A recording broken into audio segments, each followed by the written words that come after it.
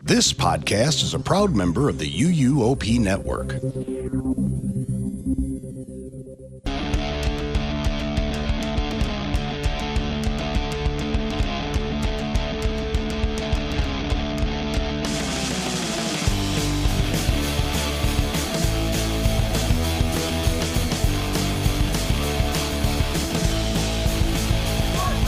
Greetings, everyone, and welcome to the unofficial Universal Great Britain podcast. I'm Guy, and I'm here with Dawn, Tracy, and Lee, and we are continuing to delve into the Universal theme park coming to Bedford in the UK. For episode 6, we're going to discuss a recent planning update for the park and then give you our 3 wishes for this Universal park coming to the UK. Happy 2026, everyone! Woo! Woo! Woo! Happy New Year! Means we're some months closer to the opening of this thing, but it's still 6 years away. No, 5 years away. It's 5 years away now. Yeah. 5. But it's interesting that for Christmas they gave us a little bit of information. They did. A very exciting bit of information. Was it? Because I realised delving... So obviously this announcement came out, which we're going to get to in a minute. And I thought this was like, that's it. Everything's been approved. It's ready to move forward. And it turns out it's not. There's still another process it has to go through before they can officially start building. Still is another important step, as they put it. I mean, absolutely. It's a step closer. I was talking to my connection, said head of creative for this new park, and that person told me that they will probably be heading over to start looking around the area this year. Oh, are we meeting them? I mean, that would be nice. I haven't yet. I think we should. That would be I cool. think we should. Yeah, Day trip. absolutely. But if we're at that point, I think we've talked about it a lot on the episodes previously, that because we're at this point, because this information is coming out, it's by the by that it's going to happen. Like it's going to happen at this point. I don't think they would have announced what they've announced if it wasn't pretty much in the bag that this was going ahead. Yeah, it'd be too embarrassing at this point for all parties involved for this not to happen. And I think Guy and obviously Tracy, you've been missing for the last 2 episodes. We've talked about it a lot going through that information pack, that they've invested a lot of money, a lot of research, a lot of man hours into getting to the point that they are. And I don't feel that Universal would put that much effort into something that is unlikely to go ahead. 100%. Yeah. And actually watching Epic Ride, the documentary, I would love to see where they are at right now in terms of that process. Yeah. Yeah. Interesting. I wonder if we're going to get a documentary on this one. You beat me to it. It'd be interesting. This would be the perfect time. Because I wonder when they decided to do Epic the Ride, like halfway through the process, hey, it would be a good idea if we documented this. And then do it from that point. Whereas at this point, they're like, Epic the Ride's been a really good idea. Why don't we document this from literally start to finish? Yeah, because I mean, the earlier sort of in-park footage from Epic Ride, there's a brief bit with Spielberg touring, which was obviously very early. But apart from that, most of it seems to be in the sort of 5 or 6 months in the lead up to opening day. But I think that was kind of the hook for that, wasn't it? It's like we want to show you the stress and the sort of pulling it all together final thing for opening day, which it came together really quickly, actually. It did. Yeah, we're only on episode 2, so no spoilers. I mean, you were there, so you know what it came out like. Spoiler, it opened. Yeah, it did. It certainly did. And depending on your daily experience, it was either horrendous or it was amazing. Oh, it was amazing. It was amazing. I think it's possible for something to be both at once, to be fair. But I loved every second. There's still a lot of discussion of like people going and having bad days and people going and having amazing days, and yeah. We'll see what this year brings for Epic as well, because I think that's going to be interesting. Park to Park starts on the 1st of January. Yeah, I'm intrigued to see how crowds are once that happens. Whether it'll go, I think it'll either go one way or the other. It will either become even more busy, or it will have very definite peaks and troughs. I mean, I hopefully, the optimist in me says that it will smooth crowds out over the day. Because at the moment, you can only be there for one day. Everyone feels they have to get the absolute most out of that day. And it only really quietens in the late evening. Yeah. Whereas if you have multiple days with Park to Park, then you may go in for the morning one day, but then the next day you hit the other parks and go in the evening, or you go to have dinner. So I'm hoping it will just kind of even things out a little bit. Or unless everyone that's got those tickets is like us, and if I've got 3 days there, I'm still doing open to close. Yeah. Okay, true. Although if you have the UK ticket, 14 days of unlimited access. Yes, I think that's going to have a bigger impact on the park than the 3, 4, or 5 day US tickets, that's what's going to be. It means that that park's going to be rammed with British people. Sorry, everyone. I mean, Dawn and I obviously out there at the beginning of March, and in the Black Friday sales, I didn't buy, but I reserved 2 14-day tickets for us, because I worked out that even with the annual pass holder discounts, it was around the same price as 3 days at Epic to have all 14 days at Epic. Yeah. And you literally can come and go at that point. Mm-hmm. Yeah. But then where are you guys staying? Well, we're starting at Stella Nova. Nice. And then we're moving over to Sapphire. Okay. Nice. So you can split that trip if you want, rather than, how many nights are you going for in total? We're doing 14. And how many split between the two? And we're doing Are we starting? 4 and 10, I think. So 4 at Stella and 10 at... Yeah. Okay. So we land on a Monday, and we're at Stella until Friday. Okay. Then we check out Stella. So I guess the plan is to do 4 days at Epic and then head up to the others, and then maybe if you decide you want to change, head down to Epic for a couple of days. Yeah, exactly. I mean, that was the plan, because I didn't anticipate sort of exactly how things were going to pan out with the ticket. So I was hoping by this point we'd have annual passes. Yeah. Hence, I rolled the dice on that. But but it would be nice to, like, we get there at sort of 3 o'clock in the afternoon, on the Monday, and you wouldn't buy a 1-day ticket to go into Epic that evening. But staying at Stella, if we did have the 14-day ticket, then we can go and grab dinner at like Pizza Moon or something. Yeah. Pizza Moon. And then once we're back over at the main campus, I mean, let's face it, it's not, it's not a huge journey to get there. It's So not. just hop on the bus, go over there for the evening, Mm-hmm. Yeah. So Anyway, this is not the Epic Universe podcast, but let's go. It's relevant. It is relevant. It is relevant. I think that there's no way we're not going to talk about this park. Well, no, because we've got that in very recent history and memory to draw, To sort of see what predictions this park... from, Exactly. Yeah. Yeah. and we also have our own experiences with all of us being there opening day and like the opening weekend and everything. So we have pretty decent expectations, realistic ones, because we experienced it. I wouldn't necessarily say realistic ones, because we got very, very tailored experiences. But after the pre-show, if you like. Yeah. yeah, if the opening of Bedford in 5 years' time is half as good as the opening of Epic, I'll be delighted. Oh, 100%. Yeah. Yeah, I would. But we'll be there, so, we'll find out. Yes, we will. Apparently, Tracy and I have got a fight on our hands if we get media access for it for UUOP, because Chris and Michelle are fighting us for it. To be fair, I think I they did want say... to come over. Yeah, oh yeah. I think you should give priority to the people who were there on opening day at Epic. But then we still have a fight with Michelle because she was there. I'm a borough That's lass. true. I can fight That's anybody. true. I did kind of promise, Yeah, you didn't speak to me about that. because Michelle could have pulled rank and gone, I'm the one that's organised this, we're going to... But she... anyway, that's 5 years away. We have time. We'll work it out.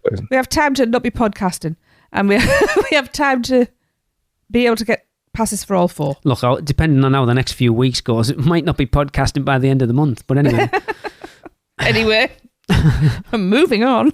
On December 16th, Universal released this letter. Proposed Universal theme park and resort granted planning permission, representing another important step in development process.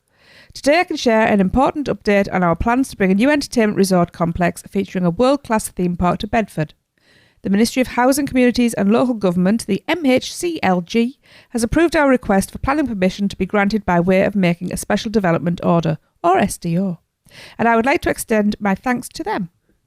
While there are still further steps to complete, including a statutory parliamentary review period, this decision represents another important milestone for the project. On behalf of the company, I want to express my sincere appreciation for the continued engagement from Bedford and the various communities surrounding our site, as well as the many other national and local stakeholders who have provided feedback and expressed such enthusiasm on the transformative nature of our project. In the months ahead, we are committed to sharing progress as well as what to expect, including job opportunities and how local businesses and suppliers can potentially work with us. The interest and support we've already seen from both local companies and residents has been incredibly encouraging. In the meantime, please do continue to visit universalukproject.co.uk for relevant updates. Sincerely, Paige Thompson, President of New Ventures, Universal Destinations and Experiences. There are so many people with so many different titles attached to Universal right now. Yep. So president. Yeah, I was thinking that. So I thought this. What jumped out to me about this letter is I've never heard of Paige Thompson, and not that I've heard of everyone connected with Universal, but again, I've been podcasting about Universal for a long time, and a lot of names are familiar. This one. But President of New Ventures sounds like a very interesting title when you look at where Universal are as a company right now. That they've felt like they need to create a position as President of New Ventures. Like They do have quite a few new ventures. well, And they that's do what I'm have looking at. quite a few presidents. Yeah. So you're looking at things like Horror Unleashed that's just opened in Vegas, whether the one in Chicago opens, you've got Texas opening, you've got this park opening. There's some other things going on that I know about. Saudi Arabia, perhaps? Yeah, I've heard that one. There's also that... I would like to see Universal Cruise if anybody's listening. Well, it's Ooh, funny. yeah. It's funny that one of the presidents of Universal came out and went, a cruise would be a logical step for Universal next. So it's being discussed. But then also there's that like Universal Creative Museum thing that's opening in Franklin. Yeah, that looks so cool. Which, let's pull all our podcasts together. This is where the interesting thing. So we're talking about that here now. My co-host from my Red Dwarf podcast is going to that because his sister works for Universal, and he's going to come on to UUOP to discuss that thing. That's 3 podcasts all mixed together at that point. Wow. I really want to check that thing out, but I Yeah. can't justify going there just for that, if you know what I mean. Yeah.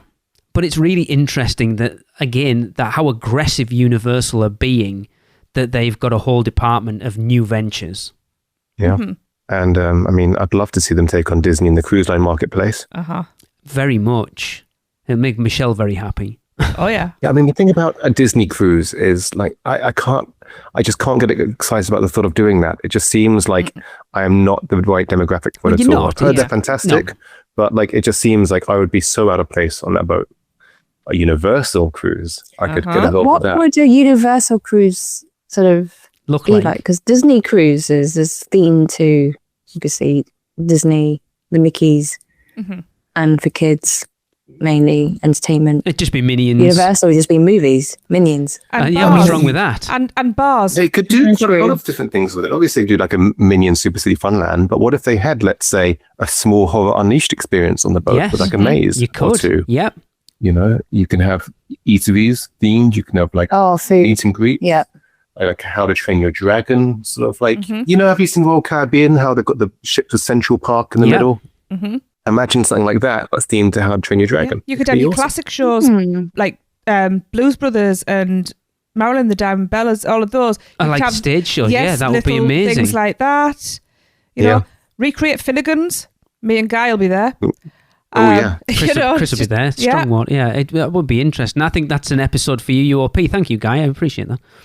That's the other tool. You know, I'm full of good We ideas. haven't done a Blue Sky episode on UOP Not for for a a long while. time. That could work quite well. Get the listeners involved. I like that one. Yeah. Design our own cruise ship. Yeah, it would be pretty cool. It'd be interesting. It'd be very interesting. Of course, we know we'd have to name it The Weekender. It'd be interesting. Oh, I like it. Oh, yeah. Right, all anyway, that's a different show. Yeah, my brain is spiraling right now. Well, we'll let you save that for UOP. Yes. But yeah, it's just, it shows how aggressive they're being, that they've set up a whole department of looking at new ventures outside of what seems like outside of the existing theme parks. Yeah. And it does seem like, you know, there's been a step change in that company over the past decade. You know, they seemed for a very long time to be content with kind of being the second largest player in the marketplace. Whereas now it feels like they're really beginning to take Disney on. COVID. You know, We've talked a lot. Oh, yeah. We talked about it a lot on UUOP, that COVID was the turning point, because how the two of those companies came out of COVID has dictated where we are right now. Because Disney came out of COVID so slowly, and yet Universal doubled down and gone, this is our chance to step out of Disney's shadow, and came at it from a really aggressive standpoint. And look where they are now. They're certainly not on a par with Disney yet, but they're getting there. I think the next 10 years for we talk about Orlando specifically, obviously, because they're the two major center points for it. But the next 10 years for Disney World and Universal Orlando are going to be huge, and I think it will be a very different landscape in 10 years' time. It does seem like everything Universal is putting out recently is having a fairly, sort of universally acclaimed reception. Yeah. Hey, but it seems like a lot of Disney's Bum. output is not going down so well. No. Like you look at the new, is it Zootopia in the States and Zootropolis here? I always get confused. Okay, the new Zootopia 3D movie in Animal Kingdom. Oh yeah, has had a really lukewarm at best reception. Yes. If you listen to, let's talk about, sorry guy, just to jump in, but to plug our sister podcast, the Big Dumb Stuff. So Kyle and Kenneth did an episode on that Zootopia thing at Animal Kingdom. It's very interesting. I mean, it is big and dumb, so that apparently it's bigger. Yeah. It's bigger and dumber than you think. Wow. So I'm excited to see what happens at Disney World over the next sort of 5-10 years as well. Mm-hmm. But compared to what Universal putting out, it just feels like a different sort of league. Yeah. But you need Disney there to keep Universal on its toes, and vice versa. Yeah, and the fact, Disney doing stuff, that's great for us. It's great for the entire community. But it's great because that spurs the competition. Universal go, hey, if they're doing it, we need to actually add to our list of stuff that we're doing. It's just, as a consumer, we just win. But then to bring it back round to the podcast that we're on currently, it's good for the UK market because it means, it's something we've already said we're going to discuss in the future. Alton Towers, Thorpe Park, even probably Disneyland Paris are going to have to step their game up because of Universal bringing a park to the UK. How many people are not actually going to make that little crossing of the channel to DLP because they've now got Universal, this standard of theme park on their doorstep? But then there's probably still a lot of DLP will be from mainland Europe as well, not just the UK. But of course. And you will always still have your Universal haters over here who are Disney or nothing. Yeah. So, horses for courses. But again, it depends how aggressive Universal are their pricing, because I was talking to someone recently and they were taking, her and a friend were taking their young daughters to Disneyland Paris for a Christmas present. Not at Christmas, but it was, a trip coming up. And for literally flights, one night and park tickets, they were looking at over $1,000. Wow. See, that's really interesting because Michael, who I go to work with, went just before we went to Orlando in October last year, and he said it barely cost them anything. Really? Wow. So weird. There was only 2 of them, but even so, he said it was like, he was telling me, I can't remember exactly how much it was, but even I was like, that actually sounds really cheap. I will be interested to see what sort of pricing structure they go for, because I don't think that the US pricing structure would be sustainable here, because the British public doesn't have that kind of what's the word I'm looking for? Not expendable, was it? Disposable. Thank you very much. I knew it was an able word. Disposable income at the moment. I don't think this is a topic we should be discussing right now, because that may come up later depending on where we go. So let's just nip that in. Moving on to the main topic, it's time for us all to give our 3 wishes for the new park. Now, these are wishes, not predictions. These are not necessarily things we think are going to happen. But they're things that if we were in charge, if a genie came to us and gave us 3 very specific wishes about this in one place, this is what we go for. I'm really excited for this because I think we'll all come at it from a very all of the same different things. I don't think we will.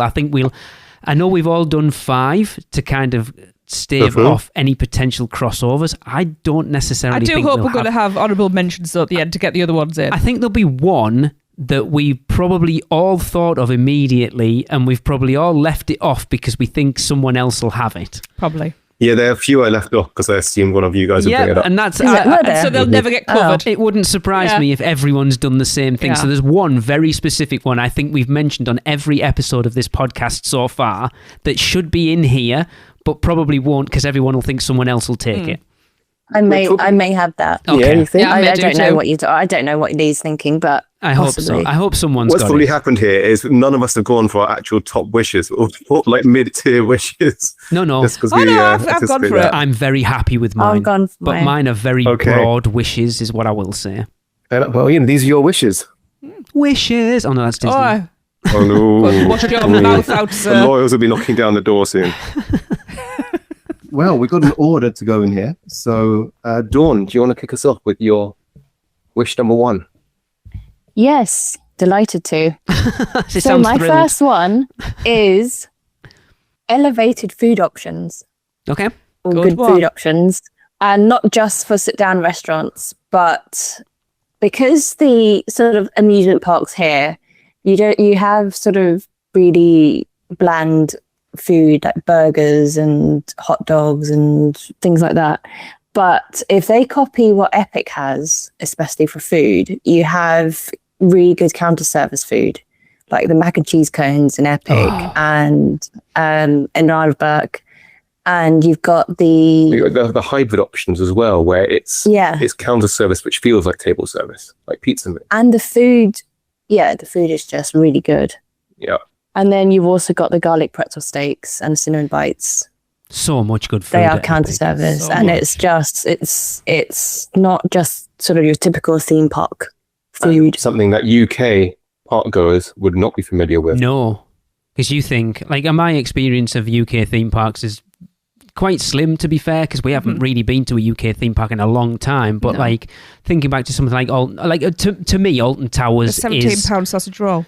Oh Jesus! So Alton Towers is the UK equivalent. Like, it's the closest thing It we've is. got to like a Universal or a Disney park. It's probably It's the benchmark in this country. It is. 100%. And the food is crap. There was one place Yeah, good that we awful. really, really liked. There was an all-you-could-eat pizza buffet place in Katanga Canyon that was amazing. It really was. And what was my record? Like 8 slices or something. 8? Yeah. I had a 1 on the front. I ate don't something remember like doing 18 or 19 slices of pizza. I got my money's Wow. worth. Whoa. But exactly like Dawn Now I said, can't eat it. the food at Yeah. that park, and I even go to like Flamingo Land, which is our other kind of our touchstone of what we know That's theme expensive. parks to be. We take a picnic to that on purpose. And it's exactly like you said, Dawn. It's typical theme park food. It's like stuck in the 1980s of what everyone used to complain that Disney and Universal were, that it's hot dogs, Yeah. it's burgers, it's chicken Pizza. tenders, it's pizza, it's bog standard crap.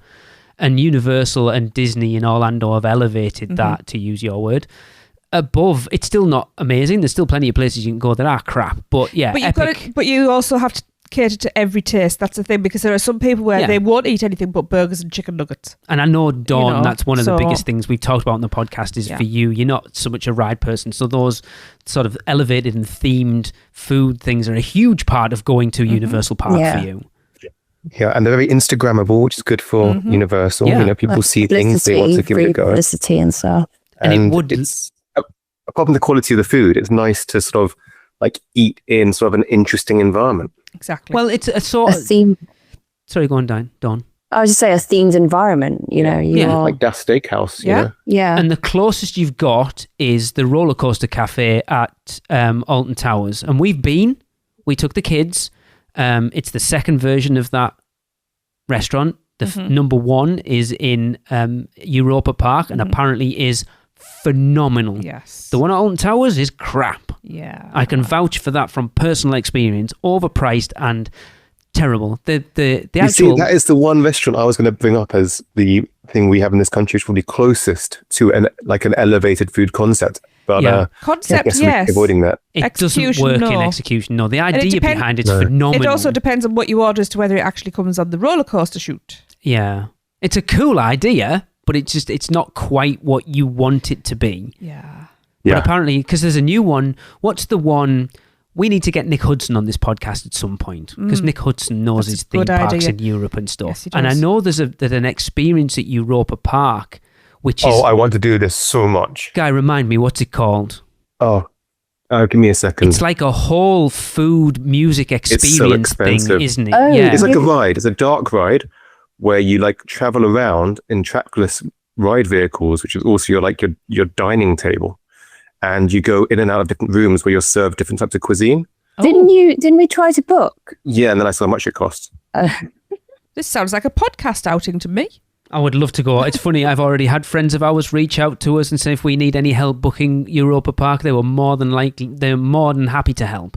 Oh, well, there And we it's go. not as E-Trenaline, it's difficult. called. E-Trenaline, you literally have E-Trenaline. just got it up there, yeah. And I know Nick did Oh. it when they were over there. It's, as Guy said, it is very expensive. This sounds fantastic. Does it have a drop looks tower at the amazing. end? Because that would be the perfect ending. But it's a whole thing. Each room is like a different musical vibe and a theme and stuff. It sounds amazing. All right, we need to make that happen. Might be interesting. Yeah, I want to get Nick on anyway at some point because we haven't touched base with Nick for a long time. No, we actually. haven't. The problem is, if I hear any more about that, I'm going to have to work out a way to do it. Ever since I saw the first videos of that, because I love food and I love theme parks and I love dark rides, and it's like a fusion of all three things. Yep. But the ticket price is just, I think it's hundreds. Well, it says person. there just Wow. on Google, it said €100 plus. Yeah, and the euro pound exchange is about the same, isn't it, at the moment? Woo! Ouch. Yeah. I mean, it's fine dining price, but Yeah. it starts around €195 for the standard dinner, including Jesus. drinks, going up to €445 for the champagne dinner. Oh, I don't drink champagne, so it's 400, fine. wow. Good job, I don't like champagne. Wow. It's their beer dinner. Beer dinner. Yeah, but it gets 8 courses plus drinks for €195 to €255 apparently, depending on when you go. Okay. Okay. Interesting. Something to aim for. Need to get some sponsors then. Anyway, Yes. I like that one, Dawn. my first wish. This is my main wish. Mm. And I want 3 more wishes. I was tempted. I think this is the one which is most likely to come true. And that is at least one, but preferably multiple world-class dark rides. Okay. I'm talking Monsters Unchained, Battle at the Ministry level of sort of, immersion detail. Because that's something we do not have in this country. No. And which we don't really have much of anywhere on the continent. I think Europa Park has a few that are definitely elevated above anything else we have over here. But yes, nothing like a Forbidden Journey, Monsters Unchained, Battle of the Ministry, that type of thing. Like a Haunted Mansion, I mean- Pirates of the Caribbean. What's wrong with Jewel in Alton Towers? Jewel's not even Jewel anymore. Whatever it is now. It's the curse, isn't it? The Curse of Alton Manor or something, Yeah. isn't it? I don't know. We haven't Top been on tier, it. that is. Please, I love dark rides. For me, that's always what separated Yeah. the sort of amusement parks over here and the theme parks in the States. Yeah. And, I love roller coasters. Like going to Epic, I was excited for Stardust, but I was much more excited for Monsters Unchained because it's just the immersion, the storytelling. It's things that can't be recreated in other sorts of rides. So I'm really hoping at least one, if not a couple, sort of world-class dark rides. I think it's pretty Yeah. much a given, to be fair. I'll be very I would hope surprised so, if you don't. yeah. If you look at... So let's look at the parks. You've got Universal Orlando, you've got Beijing, Japan, Singapore. They've all got... Like, you look at... So with Epic, like you say, you've got Monsters Unchained, you've got Battle of the Ministry. Look at Beijing, that Jurassic Adventure Jurassic thing, World which... Adventure, Oh, my God. Just... Tracy, what dark rides did you do? What? Mario Kart, was that it? At Japan? There's a Forbidden Journey there. I didn't get into Potter. Yeah, there used to be a Spider-Man, which is apparently going to be the new Pokemon ride there. I did Yeah. the 4D theatre. That's not a dark ride. No, I know, but I did that. I did the... I don't know whether actually Japan. Japan doesn't have Doesn't really. a unique dark No. ride, I don't think. I didn't get into Potter. Japan's got Jaws. That's all that counts. I mean, that's true. Hollywood doesn't have a unique dark ride either. It's got a Forbidden Journey. Transformers. It's got Mario Kart. It's got Transformers. But, those are all clones. True. Mm. The closest thing you've got to something unique is Jurassic World, I guess. Do you still class Yeah. that as a dark ride? It's a water ride. you know. Yeah. It's a hybrid, isn't it? Of the two, I would really. class It's it. got- Yeah, it kind of is. It's got dark ride elements to it, for sure. Like, would Yeah. you class Pirates of the Caribbean as a dark ride? Yes. Yes. Then technically, Because you then, don't get drenched on it. then Jurassic. Depends on who you're riding with. I mean, that's true. We nearly sank. Yeah, we did. Yeah, they put me and Joe right in the back corner. They And, put- and the water was dribbling in. Yeah, 4 of the biggest adults sat in the back row. That it nearly sank. Yeah. But yes, I think if you look at the anchors now of like Beijing and Islands and Studios and Epic, yeah, there is world class dark rides there. Yeah. Although, Islands now, dark rides, really, it's Spider-Man is the most advanced dark ride in Islands. And but still hailed as one of the best attractions in the yeah. world. It's telling that Jurassic World Adventure uses the exact same ride system. Does it? Yeah. Really? Scoop. Oh. Does it? To I be didn't fair, know that. I would rather we don't have clones, but if we're going to get a clone of anything, Jurassic World Adventure. Yeah. I'd be very happy with that. Agreed. I don't think we'll get clones. No, I don't either. No. Especially not of the Orlando rides. No. Okay. Mm. Interesting. Mm. Shall I go next? As I said, mine are quite broad, but one of the things that I hope more than anything for this new park is that they bring the standard of customer service that they have in Orlando to this park. I don't want them to dumb down that American experience just because it's in the UK.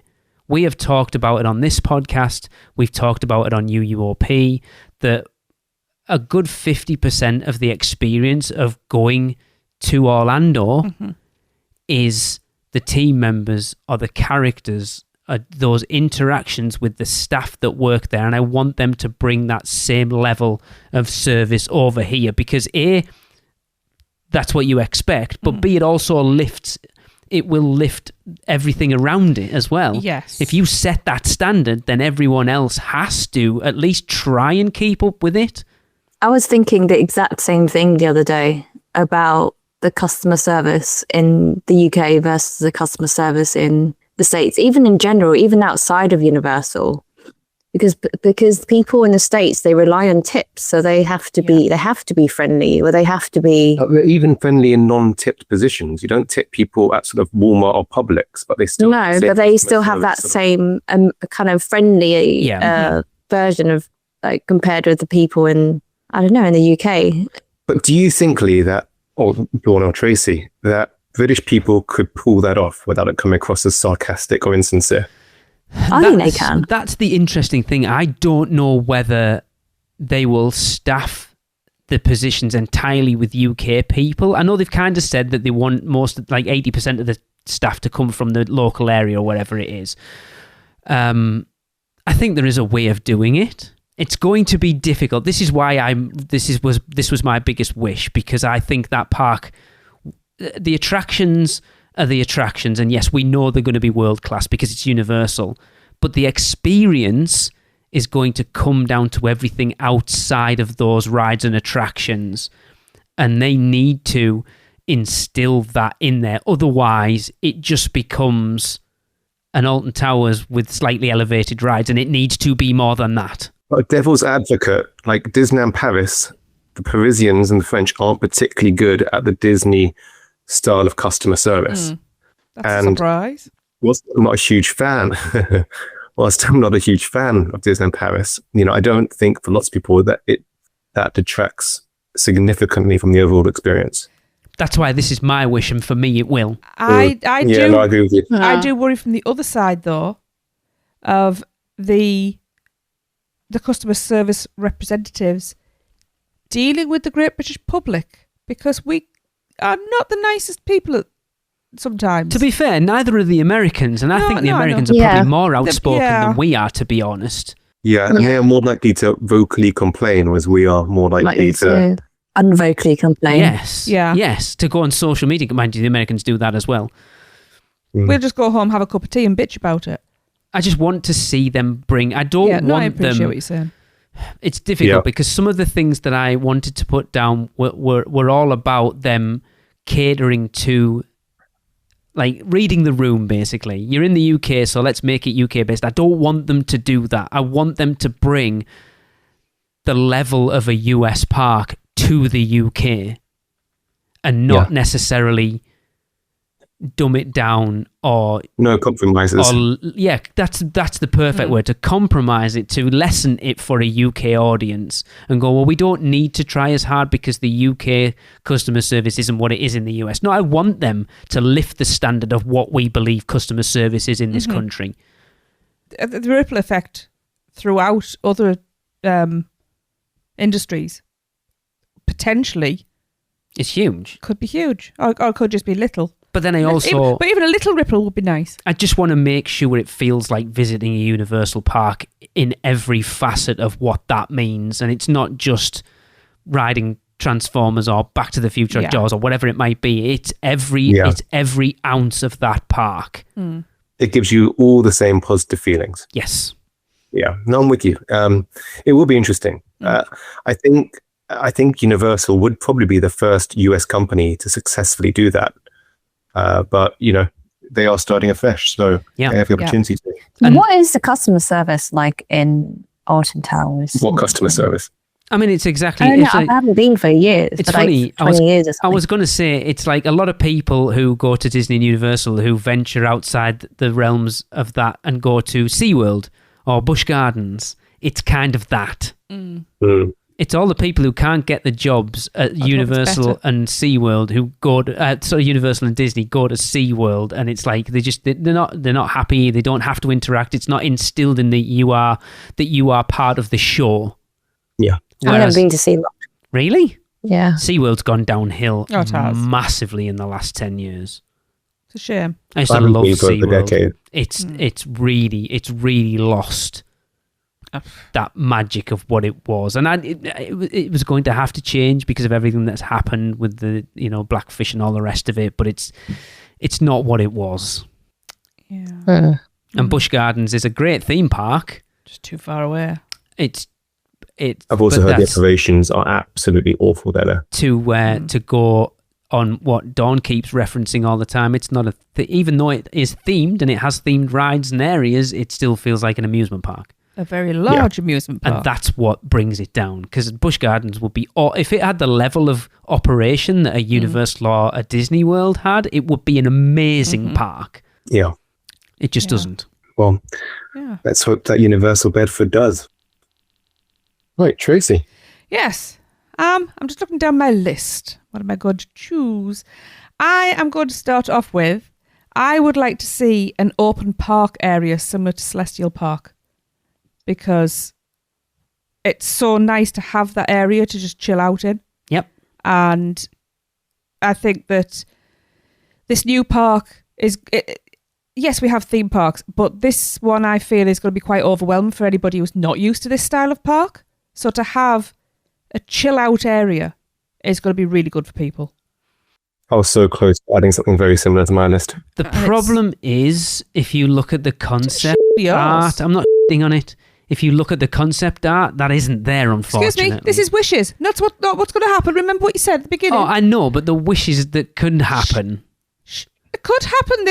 They could change that. They could hear what we are saying and go, do you know what? That's a damn good idea. They won't. Let's get rid of that whole area and just have a park.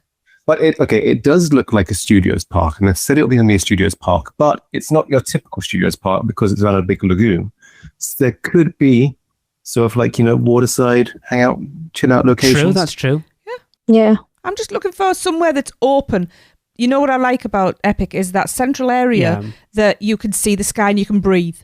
And like I Yeah. say, theme parks can be overwhelming. So to have these spaces, and with neurodivergence being more and more recognised and diagnosed each day, it's going to keep people in the parks for longer. If you've got somebody who's on the verge of To a be able to get out meltdown, into an to be area able to go and sit quickly, somewhere yeah. quietly, to breathe clean air, to be able to see the sky, that's going to bring them down, and they will stay in the parks longer, which is a win for the parks and a win for the people who don't actually want to leave. Oh, I'm not saying I don't want that. I love Celestial Park. This is how I've thought about this. It's like, it's not just, as much as I love all of the rides and I love eating, as I like relaxing as well.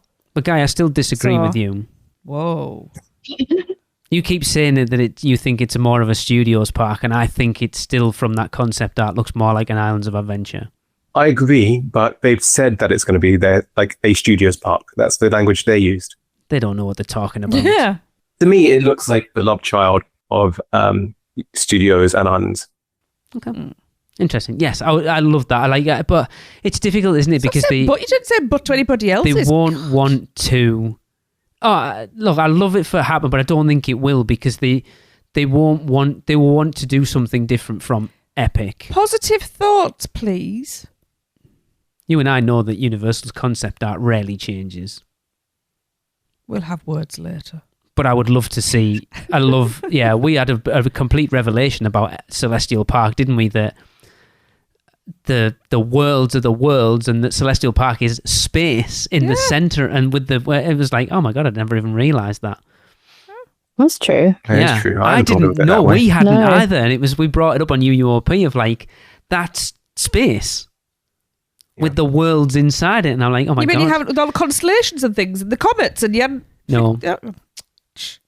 I mean, even if we don't get a celestial park, I do very much agree that I hope there are sort of like more relaxed spaces to decompress in. Yeah. We need water features because water is very calming. I would like to see them do something on that water rather than it just be a lagoon. That isn't one of my wishes, by the way. I'm just sticking that in there while we're talking about it. But I would like to see them do something with that rather than it just being a central lagoon. Like an Irons. Like Where it it's used just to a be. lagoon. Yeah, but it used to be something. Island skipper tours, yeah. Yeah. It cries out for a nighttime show of some description, that lagoon. When that's hopefully someone will get, again, not a wish. Where did they stop? Island skipper tours, it's only open for a couple of years. It's just like a little boat that needs to go from port of entry over to Jurassic Park. I don't know why it stopped. That's an interesting one. No idea. But the thing is, they can I'd love build something this, like that still. and they can build this park. Like the complaint now is they didn't build islands with the view of putting a lagoon show in there. But now they could to actually put viewing areas around the lagoon. Anyway, now you shit all over I haven't mine. shit all over it. Like, Dawny, wish number 2.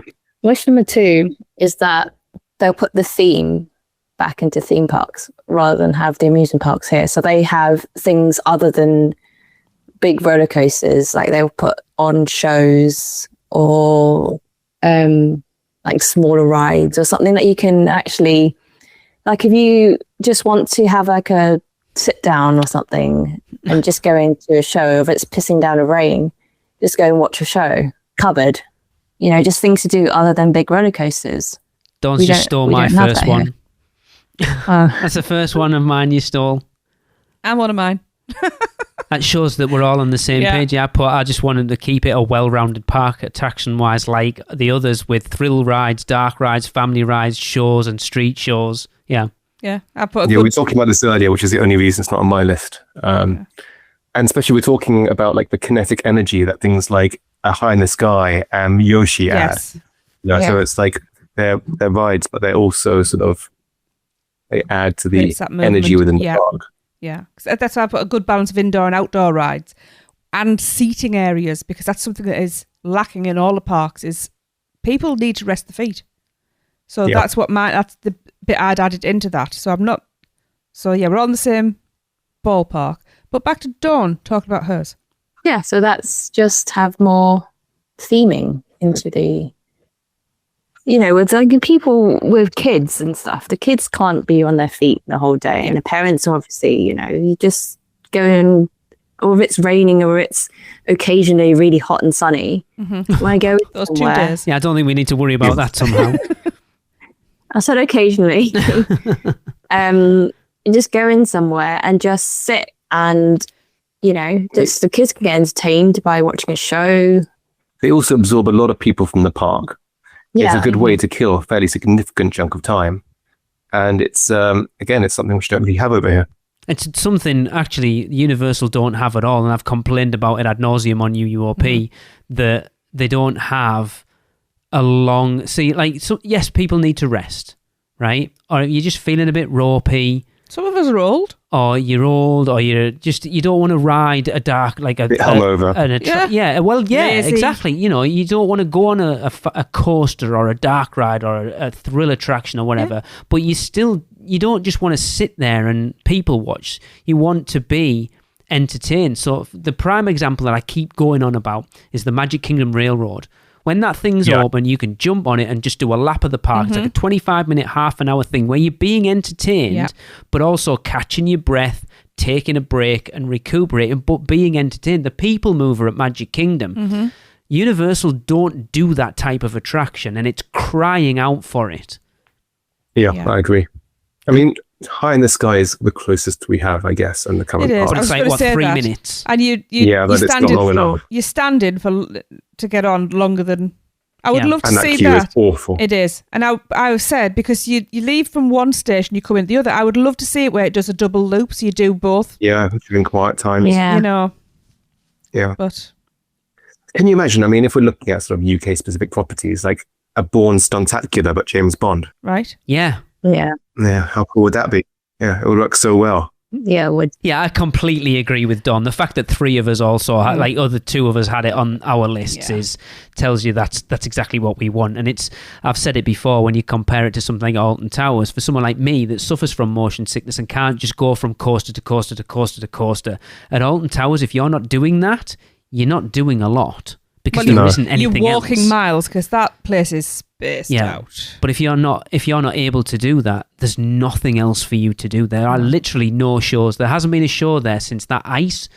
There was like an ice show at one point, like 20 years ago. Did we even experience that? Yes, we did. It was in a big dome tent thing. I couldn't tell you where it was, but we did see it.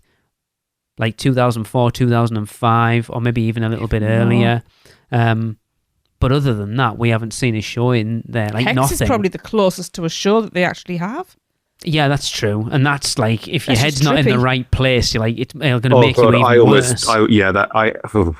We've got one of those in Fantasialand, and I went onto that with a bit of a hangover, thinking it'd be a nice, gentle thing. No. Yeah, because you have no idea what that show is outside of it. Like that show, that ride, whatever. Yeah. You have no idea until you get in it. And it is a complete mind first time you ride that. It is. It's dawning, because Dawn wasn't sure I'm talking about. You remember in Fantasialand, there's that ride where you kind of sit on like either side of the room on these long benches, and it's like the room is spinning. You're doing those loops, like the room's turning upside down. Was I on that ride? You were on that ride. You're feeling a bit green, I think. Okay, I probably blocked it out now. I can't Yeah. remember. Oh, yes. I remember. It was a bit dicey. That show was called The Magic of Ice, The Circus of Illusion, and it ran from 2004 to 2005 at Alton Towers. I have zero memory of that. Yeah, I remember it. I can't remember that. I mean, thing is, even when I was younger and I could just do roller coaster all day long, you know, even then, like the thing I liked about the Universal Disney parks was that there was variety in what you were doing. It wasn't just the same thing over and over and again all day long.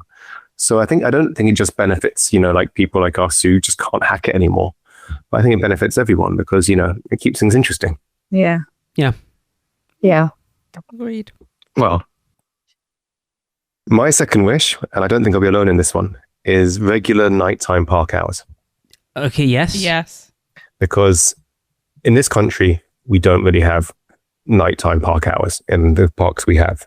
Yeah, Alton Towers I saw shut at 4. It shuts hilariously early. Jeez. And It's actually, terrible, isn't it? even in Orlando, the parks often aren't open that late. No. So this will be one of my wishes for the Orlando parks. So I'm really hoping that over here we get nighttime park hours, because theme parks are better at night. They just are. Yeah. Well, at least they've learned it a little bit with Epic being open till 10 p.m. Yeah, later opening, later closing. I am so on board with that. Yeah. Yes. Because when you're on vacation, you want to have a sleep in. Exactly. Or yeah. if you're Chris, my UUOP co-host, he doesn't know what the morning is. You can't even spell we are morning. quite similar. Oh no, Chris is worse, trust me. Yeah. How is he worse than you? Breakfast time is like midday Yeah. with a baby. Yeah, that's the thing. You will never see him with a before baby, 10 o'clock. I'm amazed we got I've never them seen it to... before 11. When we were supposed to be going to Epic we did go to Epic with them on our third day, whichever day it was when we were over in October. And we were supposed to be there at opening together. We got there at 8:30. They turned up at 11:30. Nice. Yeah. If they're Epic, I got out of bed early for Epic. Oh, we got Absolutely. out of bed about like 5. Oh no, Yeah. not that. Well, we did one day, I guess. We did yeah. one day, yes. Yeah.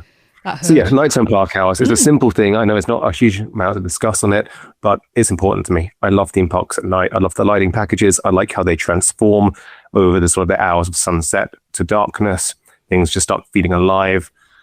And The atmosphere changes, isn't it? Yeah, It it's really yeah. does. Yeah. And Universal are so good at lighting packages. Yeah. Yeah. And one of my favourite things at Islands of Adventure, especially Port of Entry, is at night where it's all lit up and it's rained. Yeah. And Yeah. just the reflections, it's just magical.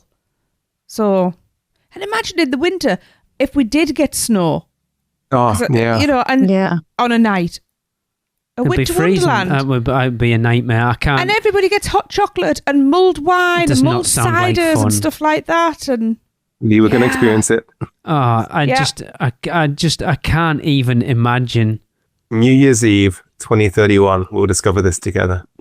But yes, Yeah. again, like you say, we Sounds don't interesting. have any theme parks here that stay. Or I think the latest we've ever been in a theme park in this country outside of a Halloween event is, like you said, probably 5 o'clock. Yeah. Just it's not part of our theme park culture. And the thing is, with Alton Towers, there is nothing else to do afterwards because it's In the middle of nowhere. in the middle of nowhere. There's not even much if When you're staying when at you the stay- hotels. Yeah, it's just like No. there's a crappy bar sometimes with a pianist. I think we did that once, didn't we? I don't and it was even- heaving. There's no... that's kind of made me think of another wish, actually, but I haven't put it in there. But yes, there's no... Once the park's closed, there's nothing to do. Mm. Yeah. That's what we found with Fantasialand. Yeah. Yeah. It's just in the middle of nowhere, and the park shuts really early, like at 5 or something. And then what do you do? You can't go into town because it's Just get like a bus You and get a you have to bus get a and- train and yeah. yeah. So to chew And on. there's not And You've got a captive audience. Put stuff on for people. yeah, I know you. That's what you think. yeah. Charge a premium. They do. That's the problem. Yeah. Without the perks of getting anything to do. Yep. Yeah, I like that one a lot because, yeah, and that transition as well, when you hit that where the sun's like just starting to come down Oh, in I love Orlando, it. it just, yeah, it again has its own Mm-hmm. atmosphere. You guys know that I'm a big fan of Backwater Bar. Really? And I didn't know that. My favorite time to go to Backwater Bar is sort of just before sunset and sitting there with a drink and watching the lights come on and Yeah. the sun go down, and it's just perfect. Yeah. And, that ties in with quieter areas. You have some bars like that. That just overlook these quieter areas. As the sun's going down, the lights are coming up. You know damn well they're going to have bars in there. No, but I'm They saying better have bars specific in Ellie. bars Yeah. with, like, Views out into the park. Yeah. Yeah. Yeah. it's just... Yes. I mean, you have to look at Epic Universe and look at like Celestiki and Bar Zenith and the Plastered Owl. They know what they're doing now. And I think the drinking culture over here is even more than it is in the US.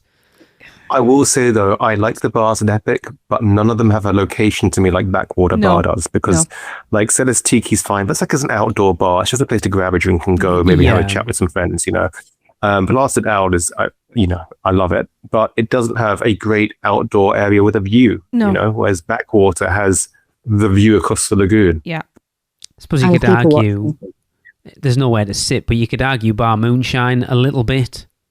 Yeah, but not quite the same. No, because you're not sitting, yeah. But I would love to. It's not something I would ever do because Tracy hates sitting outside and eating, but just getting one of those outside tables outside of It depends on what I'm eating. If it's cold food, that's fine. I don't like hot food outside. Cafe Le de la Sirène. I would love to just sit there and eat and people I watch. could do that. That's how we started opening day. We had breakfast outside in those little tables. I would love to Yeah. do that. We've always said that we'd love to just get some pastries and a coffee or whatever and sit outside of Croissant Moon Bakery at Islands and just watch people come in. Yeah. We've done that. Yeah. We sat did. inside. Great. We sit inside every time we're there. Because it's It's always usually heaving, fucking isn't it? roasting. True. Yes, I'm struggling now because my second main one's gone. I'm gonna go. So I want to go Wish for Halloween Horror Nights. So we know God it's damn already it. kind of permitted for Halloween Horror Nights, but it might not be the same. Probably is. So this one for me is like, I would love to see Halloween Horror Nights over here, but I really want Universal to be aware of who they're, or this goes against the first one I said. I want them Yeah. to understand who their audience is, because I don't think doing Horror Nights like it is in the US would be the same over here. Yeah, I'm with you. In what way? Because British people... So British people who go to Halloween Horror Nights know what they're going for. Yes. Mhm. Yeah. But something okay. like putting Yeah. Halloween Horror Nights on here, with the amount of advertising that it would get, people who wouldn't normally go to Halloween Horror Nights might go, hey, I'm going to go there. And the amount of people, assholes, I'm going to say it right here, assholes that we have seen at Halloween events throughout this country Yes. worry me. Because we go to Orlando not every year, but we go to Horror Nights quite a bit. And every year, like, oh, so many drunk people causing problems and hassle and all the rest of it. Never seen it. Never seen it. Haven't. Not once. But over here, Tracy got punched in the back of the head at an event Really? not too far down the road from us by a guy being an absolute dick. Yeah. And people are just the average British people are knobheads, let's be honest, right? Yeah. They are. And I want Universal to be aware when they bring Halloween Horror Nights over here. I think there's a culture here of like men, particularly, so men of a certain demographic, find it emasculating to show a fear reaction. Yeah. And, you know, obviously the whole point of a Horror Nights event is things are going to jump out at you. And the aim of that is to get a scared reaction from you. And I think a lot of men here find it hard to reconcile that with their internal persona, and therefore they lash out when they are embarrassed by being scared in public. Yeah, that makes sense. And it just worries me that I want Universal to be fully prepared for the market they're about to bring their premiere Halloween event to. Because I know they do it in Singapore. Is it Japan? Japan and Beijing. I think no, Japan's been doing it for a while. I think no, is it Singapore? Yes, because Blake used to work in Singapore, and the Asian market's obviously a very different one from. And the horror's very different over there as well. Yeah, I think people are a lot calmer. Their superstitions are all quite the rest strong, of it actually. and stuff. Whereas, again, I don't know what the word I want to use is, but I've seen it firsthand. People are just dickheads because they want to show off. It's usually one of those events where when you go to like a local haunt where it's guys and the girlfriends and they're kind of showing off in front of the girlfriends, and you get them just being shitty to the actors and all the rest of it. I want Universal to be prepared for what they're about to bring into their event and just be, and I'm sure they know what they're doing. You know, they've been putting Horror Nights on in Orlando for 30 years at this point, 30, whatever it is. Is it 35? Unpopular opinion, it could be that the first one, as a test bed, would have to be a dry event. I don't think they'll do that. We know how much they're liquor. I don't think they would, but that's the sensible thing, is to see how the public react without alcohol. They know how much that liquor license is in Orlando. I can't see them doing that. But they know, they would make so much money. I don't want it to, because in Hollywood, Horror Nights started in like 1985 or something ridiculous. My dates are wrong, I'm sure, right? And something happened. Someone died. I'm sure someone got killed at one of their early events, and they scrapped Horror Nights for a long time. Wow. And it's only been back in Hollywood for, again, the last maybe 20 years, but for a long time, they didn't do it at Hollywood because something major happened. And I wouldn't want to see that happen over here because they've underestimated, and I'm not saying everyone's a dickhead because they're not, but it only takes one person to ruin it for everyone. It does, and then somebody else reacts, and somebody else reacts, and you've got a snowball effect. I just want Universal to be aware. I'm sure they are. And not underestimate what it's going to be. You're right in that not everyone's like that, but I think people who are like that are likely to be drawn to that sort of event. I agree. Yeah, because I agree with that, unfortunately. Anonymity in darkness as well. And you have people that literally, they do go out on a Friday night just to have a scrap. Oh, we see it. We see it in Orlando. How many times have we seen houses closed because, someone's just kicked a scare actor or whatever it might be? And I'm like, really? I mean, I've never seen that. Actually. Yeah, we've seen it a few times. Have you been to Scarefest at Alton Towers? No. No. Have you been to any sort of theme park scare events in this country? No, we talked about going to Thorpe Park a few years ago, but we never bothered going. Yeah, I just can't get excited about doing it over here. Which worries me. I'm curious about how they handle it. And that's the thing. I wonder, people won't for the same reason, but would go to a Halloween Horror Nights because it's Halloween Horror Nights. Yeah. I wonder if, like Universal, and I know Disney as well, have undercover police officers and undercover, if they'll have the same thing. I'd imagine so. I would expect them to bring a lot of the same sort of policing, to use the word, not actual police, but policing around the theme parks that they have in the US. They have to, because otherwise they leave themselves wide open to litigation. They're doing, this is the thing we've talked about. The Universal have been doing this for a long time. We'd like to think they know what they're doing. So the wish is that there is a Halloween Horror Nights, but it is designed around how awful the average English person can be. Well, not necessarily that bluntly, yes, but kind of, yeah, that I want I them like how to... you just say English, not British. I want them to understand the market that they're bringing it to. I agree. It's going to be very interesting to see that first Very. event. Yeah. Yeah. Yeah. But I'm looking forward to finding that out because having a Halloween Horror Nights event in this country, To that level yeah. Yes. is Yep. exciting. I can't bother to go to Thought Park, go through some like scare maze, some No. weird original concept. I want to, the full experience, the Yep. ridiculous level of theming and Yep. the incredible sets and the houses. Well, it's not just the houses, is it? It's the whole experience. Like you look at Horror Nights, you're not just going for the houses. It's the scare zones, it's the shows, it's the food, it's the drinks, it's the, the lagoon show. The It's atmosphere. yeah, It's the Yes. atmosphere. yeah. It is. That's what enticed me to go in the first time. Yeah, you loved it. Yeah. Okay. Right choice, Dee. Yeah. I'm going to go with one that Lee's probably going to shit on all over again. But there's a little... You have such faith in Lee. She's lived with me for a long 30 time. years She of knows knowing who him. I am. I want to see an iteration. My wish is to see an iteration of my favourite ride of all time. Shut up, Lee. I want Jaws. I want some I don't know form- why you think I wouldn't want to see 'Cause you're gonna Jaws. say Because you got that- to fucking no, ride it twice in Japan and I haven't ridden it for about 10 fucking years. All right, angry. No, because you're going to say that's never going to happen. I know it's never going to happen. You never know. But Can I want just it to jump happen. in a second, Sure, please? no, you can't. This is my turn. There's You've a fucking spoken huge enough. rumour going around that Jaws will be in the new park, so there you go. Yeah. Well, I missed that one. It must have happened while I was away. No, it wasn't. It's been rumoured for months that is potentially going into that park. Anyway, I want a fully operational Jaws ride with a photo op in the Jaws in Jaws' mouth, right in the middle of the lagoon. Would this be a water ride? Yeah, Yes. the exact Jaws ride. Oh, so I've never been on a you Jaws want ride. the original Jaws ride, or you want a Jaws modern ride. version of that ride? Oh no, it's got to be the 1975.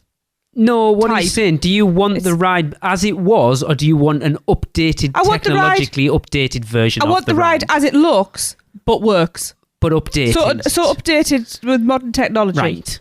You don't want them to do what Disney did with Parts of the Caribbean in Shanghai and make a new Parts of the No. Caribbean. No. I don't want a new. Well, you exact- want that same, ride. Yeah, the exact I same want the exact- attraction, yes, but with I want- modern technology. Yes, so it doesn't break What down. ride? And What kind of ride is that? Okay, so Dawn didn't go to Universal when Jaws was still there, and we haven't made it to Japan. it's a sweet boat ride where you get to see the wildlife very close. Dawn, just to explain it quickly, so it was as if Jaws actually happened, and you are a visitor to Amity and they are doing boat tours around Amity Island to show you the areas where the shark attacked. Like that's and Chief it's like Brody's Jungle house. Cruise, where you're on a boat Yeah. with Yes. a skipper, like an actor, Okay. Yeah. who reacts to things that happen. But then, as usual, as every Universal attraction, something goes wrong. Sometimes really. Shark related. Shock Yes. horror. Yeah. Yes. It's so good. I tell you, I can guarantee you now, if we find out that attraction's there, I will be applying for a job as a Jaws skipper. You are not the only one. I will be applying for a job as the shark. I would ride. I don't say I'd ride you all day long. I won't do that. I would ride Whoa! I know I've got boats with painted you as a nails skipper right on now, that but all don't day let that fool you. That is my favourite movie of all time and my favourite ride of all time, and I want it back. I'm so jealous you got to ride that in Japan twice because I love that ride. That was the only reason I went to that park. So I mean, it is a hell of a ride. It was a hell of a ride. even in Japanese, it was great. The thing is, Dawn, your first visit, it literally shut down the year out before, I think, no. because they were building Diagon Alley when we were first there together. Right. Oh, no. We didn't get to ride it very Yeah. much, did we? Enough. Well, not enough, but yeah, It was such a great ride. it really was. But I also want Nathan's hot dogs outside as well. Okay. Do you think it would work as well, like British boat skippers, though? Hell yeah. Can you imagine all the different accents? A Geordie Jaws skipper. Look, Oh, that would be so funny. you need a translator for the Americans if that's a Geordie. It'd be brilliant. Call in the Yeah. Marines, man. We're coming home. Hem. Wouldn't be home, would it be hem? No, it would be home. Hem. No. I've spent way more time in Newcastle than you have, with more Geordies than you have. Geordie's chime in. Newcastle listeners, hem or hem? Hem. Hem. I've never heard anyone in my life say hem. It's not hem. You sarcastic little. I would quite happily have Jaws in there. Yeah, I'd happily have Jaws in there. Yeah. And it introduces the young'uns back to proper movies. Yeah, I mean, Jaws is still as a merchandising juggernaut, that franchise. It's not like it's an obscure film that Universal No. have kind of moved away from. Well, you only have to look at Orlando. I'd buy anything. Was that Jaws. this year or last year? When they pop-up. decked out, all around the San Francisco pastry, the candy company, where they put like the photo ops in and they brought the Nathan's hot dog thing back, and Bruce is still there. You only have to look at the mega movie parade this year with Jaws in there. Universal are really leaning heavily on their old franchises like Back to the Future, Ghostbusters. Yeah, they really are. But look at one of the most popular drinks in the park of all. The Ocean Attack. Yeah, is that what they call it now? The Ocean Attack. Yeah, it's just. Yeah, it hasn't been the Shark Attack for a while, the Ocean Attack, but it's cool, and everybody knows the whole jump. I would like a version of that though that doesn't have vodka in it, because I would like to drink it. It's Bacardi rum, isn't it? I can have Bacardi rum. It's coconut rum, I think. Oh, is it the coconut rum? Yes. Yeah. If you ever want to have a very good day at Universal, get one of those, get into the Fast and Furious Supercharged queue, and have a drink every time they say the word family. I would be dead of liver failure by the end. I mean, I would probably be dead anyway. Next time we're out there together, Tracy, we'll do it. Yes. It's good fun. Sounds like it is fun coconut rum, blue curacao, pineapple juice, Sprite, and grenadine. I wonder if they could swap out the coconut rum. So there you go. So I'd like to have one. You drank one of them in the Fast and Furious queue last one with that. I know, but I had to steal that ride. Yeah, fair. And she wiped it out of her brain and chemically altered her brain to forget that ride. Sometimes I like that ride, but that's usually when it's Halloween Horror Nights and it's.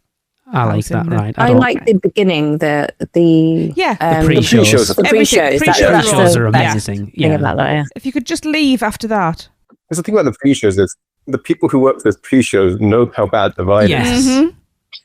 I love it. So good. I love the pre-shows. Can you duck out before you get on the bus? Probably. Yeah. Do you know what? We should just do that. No, I like the ride. I'm doing it. Well, we'll go out and go to the bar and you can meet us there afterwards. It's fine. There we go. Plan. No. So Jaws, that's a good wish. That is a good wish. Thank you very much. Well, one of my wishes kind of links on to Lee's. Ooh. But I don't know if I should say it because it's quite close to his, and I'm not sure it's going to happen. I might go to my other wish. Well, are we going to do honorable mentions later? Yes. Oh, yeah. Okay. So I go to my other wish. Yeah. I'd like to see good Universal themed merchandise. Oh. Because they don't have that much, even in the OG parks. Are you at talking all. about specifically Universal stuff, not themed to like Minions or Harry Potter? Yeah, specific Universal, specific themed. I completely agree. merchandise. 100%. Yeah, I'm with you. Yeah, I agree. Hey, it's funny because the other day in our kitchen, we have above a window like 3 little ornamental, like Disney Mickey Mouse plates type things when we used to go to Disney. And we have another window in that room. And Dawn was like, ooh, we should get 3 Universal plates to go above that window. Yeah, good luck. Like, Yeah, they don't do. They don't. do them. Like, I would love to see them do, like what Disney, like you said, they do plates and bowls and cutlery and tea towels and you name it. You can buy it with fucking Mickey Mouse's face on it or whatever it might be. Universal don't do anything like that. Nope. Look, I've got that trinket pot from Port of Ventura. You were going to say Port of Entry. I was, weren't yeah. you? I would love to see like that. Yeah. Like the closest thing we've got to a random piece of thing themed like that is the fridge magnet clip with the Islands of Adventure logo on it. Yeah. But I would with buy that offage as well. I would buy the crap out of like just slap the Islands of, or even just the Universal Orlando logo or the Epic Universe logo on like household stuff. That's what you want. Like you said, plates, bowls, mugs, cups. I want a toaster. I want a teapot. I want And I want it all. Exactly. Yeah. I genuinely believe there is a market for that now. It really is. Well, they look at how much Disney sell. Yeah, I was You going to know, say you do the downtown World of Disney. at downtown Disney. Yep, they have a whole store dedicated to it. Yeah. They've got a homeware section. Yeah. A dedicated section for homeware. The closest Which you we get. bought it. Why don't Universal have that? I don't understand. It's just they're missing a market. I genuinely think they underestimate their core audience right now. Like you can get, the only thing you can get is like if you go into the main Universal store in City Walk, you can buy Harry Potter stuff. You get bowls and plates and cups and cutlery and that stuff, but that's Harry Potter stuff. Universal don't sell anything like that. It shows you how much they don't sell that CD anymore, the Islands of Adventure CD. Yeah, they could make so much money from that. Like, I keep an eye on eBay for them. They're like 130 quid, you know? Yeah. I'm so happy we got it when we got it, like from the park. But Jealous. I think they've learned it a little bit, but it's still only themed. The vinyls and Dark Universe and things. But again, that's Dark Universe. Yes. They don't have much Celestial Park or Epic Universe much. No. And to be fair, I'm not a fan of a lot of the Epic Universe stuff. Nope. No. I went there thinking I was going to bankrupt myself on merchandise. And I came away with like a photo frame, A mug. Mm. And that's it, really. And- a magnet. and a magnet. I mean, it's just like little things. Mhm. I was actually going to the stores looking for things to spend money on. And I couldn't find things to spend money on. The only Epic Universe specific merchandise we have, like Epic Universe, not like Burke or whatever, is we have the popcorn bucket. Yes, which We've I'm going to use obviously- as a light. We still haven't set up. We've obviously got the opening day coin now, finally. Yes. I have the Starbucks mug if you want to class that. Lanyard. We've got the lanyard from media. I think that's it. Oh, and I've got the freestyle cup. There you go. I suppose technically you can class that. But that's it. Yeah. And it's I think the Universal underestimate their audience a lot of the time, I think. Yeah, I would love to be able to give them more money. I'll put it that way. But, Yeah. you know, I mean, if you come into our house, you would think we were bigger Disney fans than Universal fans because we've got more Disney crap around. But it's just because there isn't the Universal equivalent to buy. Yeah. Yeah. I mean, that's not true in our house, but all right. You think we were bigger K-pop fans than Universal fans, to be fair. Well, True. half of you. Lee's a massive fan. He just hasn't told anybody I'm yet. really not. Yes. But yes, you're right. The merchandise per world is huge, but the actual Epic Universe specific stuff isn't there. The Islands of Adventure stuff isn't there. Universal Studios Florida a little bit more, but then even that's not huge. So yes, Dawn, I 100% agree. But going off the back of that, can I ask that we also go back to theme park specific bags rather than the generic? See, Oh, it I hate won't that be. so much. It No, won't but be. that would be so nice to have a bag that says Universal Great, whatever the Great fucking Britain name of or- the park. At Yeah. Epic Universe, they have Epic Universe shopping bags there. Do they? yes. Yeah. Yeah, we got them. But then you look at the other stuff and it's all Universal Parks, Yeah. Yeah. Yeah. because then they just Oh, print no, one no, on the no. back. Now Yeah. the Universal destinations. And experiences. Is that what it says? It must do because they've I changed the don't whole think brand. it does. We've got some. Yeah. I used one a couple of weeks ago. I don't think it does. I think it just says Universal Ooh. Parks, but don't quote me on that. Interesting. But Anyway. yeah, I'd love it. And well, actually, no, for me, that's both a wish and also the exact opposite of a wish because I know how much Dawn likes to shop. And But you love those things. Don't blame it all on me. I would okay. It would be bad for our financial situation if they started releasing a large amount of good quality Universal merchandise. Yes, I agree. Mm. True. Right. So Yes. my final wish is along the same lines as Tracy's, but it's not a ride I want to come back. It's a Universal property which I think is woefully underrepresented in the parks. I want something substantial themed to Ghostbusters. You and everybody else. Yes, please. This is the thing. Everybody else. Why have they not done this? It's obviously well, I suppose you could argue it's a licensing issue, but then it's part of the Mega Movie Parade. It was part of the Summer Tribute Store. It was the show. It was, they've had Horror it in Nights. houses and Horror Nights multiple times. Like, it is such a great property. It's one which has, had a fairly successful, sort of update recently. Yes. It's got iconic music. It's got an iconic logo. And a Ghostbusters Men in Black type dark ride. Can you Yeah. imagine the possibilities? Yeah. And they sell the merchandise. Yeah, I've got a lot of Ghostbusters merch in There is, Universal. If you go in the film vault, there's a ton of stuff in there. Can you imagine riding Ecto Ones, Mario Kart style, shooting ghosts, and you can see the actual? Photon pack beams. Yes. Yes. So basically, just take Mario Kart and put a Ghostbusters overlay Yeah. over it. So the R&D's I done. wouldn't You actually just complain about that. no, yeah. I wouldn't, because you'd literally be able to see the stream because of the augmented because reality. yeah, exactly. And Yeah. we'd be using, Mario Kart must have been developed realistically almost a decade ago, this software. Yeah. And And- it was built and opened. So you'd have a much more updated version of that tech. True. So in Mario Kart, you get squid inked. You have Slimer fly through you and you get Slimed. Slimed. And it's all Slimed. green No. and yeah. Or you could even switch it up and have marshmallow. Yep. And also the food options. You could have, like, Hot dogs. You've got hot dogs. You've got Chinese in those little cartons Yeah. that I've been S'mores. desperate for. Is the obvious one. Yeah, the ones from Horror Nights that everyone... Well, just s'mores. They were 'cause, very that's hit what- and you miss. could have, it's, fried eggs. Like, Not going to serve fried eggs in the park. there's just so much you could do with it. I mean, I know that there's rumors of Back to the Future. I love Back to the Future, don't get me wrong. But Ghostbusters, for me, is a much more sort of theme park friendly IP than Yeah. Back to the Future.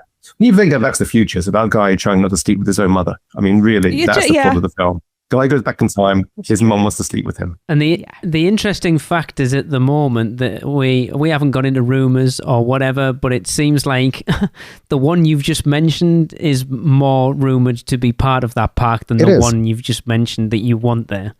I know. I don't get it. No, it Yeah. makes much more sense. yeah. Yeah. The nostalgia there is just immense. And the fact that, like I said, the franchise is like being revamped and it's still going. So it's a multi-generational thing. But then you can understand Back to the Future, but like if you do the different iterations of 55, 85 and whatever the 2025 is it? I don't know, whatever it is, 2005, and have a Cafe 80s own. They're like, who wouldn't want a Cafe 80s? Let's be honest, it would be Yeah. amazing. I just survived the 80s. It'd be awesome. I'm not on Back to the Future. I No, love Back to but the you No, Future. I would rather have Yes. Ghostbusters. Yeah, me Yeah. too. I agree. All right, again, I'm going broad strokes with mine again, and it's something that does concern me because it's something that's become more and more in my front window. It's not in the rear view mirror, it's still there. So anyway, it's the price of going to Orlando, the being in those theme parks has become increasingly expensive. And we've already seen, I believe, the UK theme parks adjust their prices because they are scared of this park coming. So we've seen Alton Towers reduce their ticket prices to £25 to get in, and Alton Towers hasn't been that price in a long time. No. My concern with... So my wish for this UK park is I want them to be cognizant of the price of A, getting in, and then also stuff in it. So I don't want them to overprice it where it becomes a premium experience, That's my fear. but I also don't want them to underprice it because I still want it to kind of be a premium experience. Otherwise, you're never going to get in. There's a fine line, but I know what you mean. Yeah. And it's trying to find that happy medium where it's not like, can I justify that price? But also I don't want it to be like, oh, every man and his dog can go because it's only a tenner to get in. But I like Epic Universe. I talked about this on our episode. So for those that don't listen to UUOP, we did the UUOP Network's Epic Universe Good, Bad and Ugly. And it was a conversation I had with Chris about how expensive it is to be at Epic Universe. The food, the drinks and everything. Bar Helios, very specifically. It's prohibitively expensive. It's just offensive, the price, isn't It it? is Like, a super I mean, how premium. much did I pay for a Sprite? Like $13 for a bottle of Sprite. It It's is insane. it is a ridiculously expensive thing, and they also have to be aware. We've talked about this. It's a very fine line. I feel that they need to walk with this park of giving people a reason so people who live over like us. So for us, for example, that's the prime market, right? We go to Orlando as much as we can. So I want this park to be priced where it's not a choice. I either go here, and if we go here for a couple of days, then it means I can't go to Orlando for another couple of years. And it's a very I know which difficult choice I'd make. line to walk, is what I'm saying. And Yeah. they need to be very cognizant of giving people a reason to still go to Orlando, and a reason and having money in their pocket to be Yes. able to still visit Orlando, but also have the money in their pockets to be able to go here as well. yeah. And I think pricing those tickets and pricing the food accordingly, like Yes. again, I know it's not going to be cheap. I know it's Universal. I know it's going to be a premium, but I expect to get a premium product for that money. Yeah. I would like Yeah. to see I would like it to end up where we can afford an annual pass for both sides of the pond. That's the ideal for us. Yes, I mean, to be fair, one's a slightly different situation. Yes, it is. But yes. But, you know, but yes. Yes.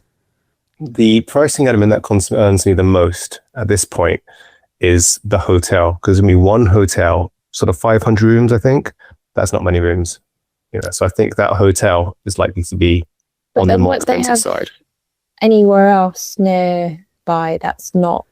They probably have like good neighbor hotels, Yes. and I'm sure there will be other hotels nearby. But it would be nice to check out the Universal Hotel, and I imagine that's not going to be a cheap thing to do. Well, let's look at where Helios is right now. Like when it opened, good Dawn, you said it before we started recording. You were listening to our epic predictions where we were all like, "Oh, it's going to be like $8,000-$9,000 a night." And when it opened, I know people who've got rooms for like less than $300. Yeah, we'll be on for less than Yeah. $300. Yeah. Yeah, not now. Well, Bodlo, I looked it up when we were there, and it's like $800 a night. Yeah. Yeah. Nuts. And that's not for like the theme park view rooms. No. Those are the rooms at the back. Yeah. Yeah.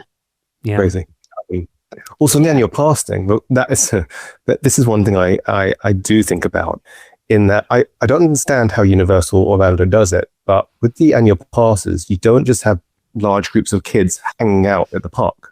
But I used to have annual passes for Thorpe Park when I was a teenager, and the Merlin annual pass, on Towers. Yeah. And there would just be like large groups of teenagers hanging out, just essentially causing not trouble, but they Just being they've in been the way. teenagers. Yeah. Exactly. And I want the annual passes, assuming there are annual passes, because we're still waiting for epic passes. But if there are annual passes, of course, I want them, and I would want them to not be obscenely expensive. But then, if they're not obscenely expensive, then are you Everybody going to has have that problem of groups Yeah. of kids hanging out in the park because there's nothing else to do? That's kind of where I come in at with underpricing or overpricing it. It's Yeah. finding that price point that it.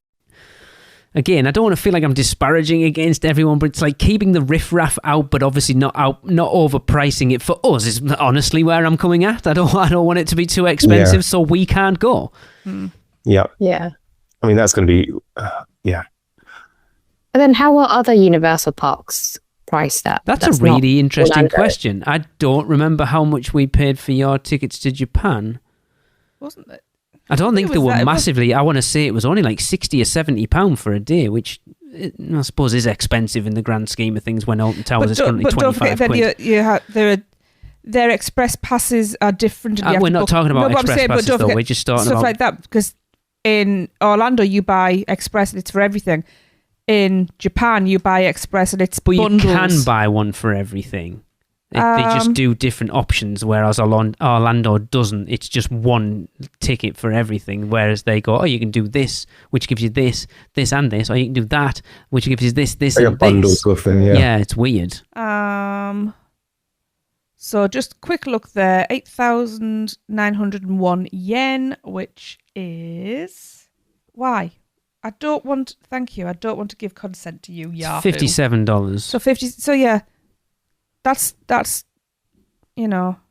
A one-day ticket to Beijing starts at around 419 local, which is around $60 for a base ticket on off-peak days. Okay, so USJ one's 42 quid, which isn't bad actually. Flamingo Land's more than that. yeah. That park is packed day in, day out. Japan, Yeah. yeah, And Singapore's around 45, 46. pounds. Yeah.